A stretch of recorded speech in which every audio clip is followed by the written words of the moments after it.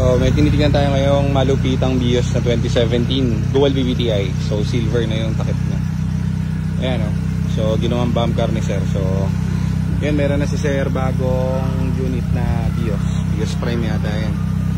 So pinabebenta niya na kasi wala siyang parking. Dito na sa kanto yung parking niya. Gagalit yung barangay. Inano kami kanina. Sinita kami sa parking na matindi. So 2017 na Vios Matic. Automatic guys. Matic yan. So bili natin. Mukhang all goods naman. OBD. Mga essential lang yung lumabas. ABS lang. So nakita natin right front speed sensor dalawa sa harapan. So palitan natin yung speed sensor niyan. Paayos natin kasi dami ng discuss eh. So ganito mapaganda pa. Tinambak na ni sir kasi may bago na siyang prime doon. Ay siniko. So pag nagkabayaran, uwi na natin to para meron tayong stock ng Vios. Mga inaabangan yung mga Vios boys. Vios tayo.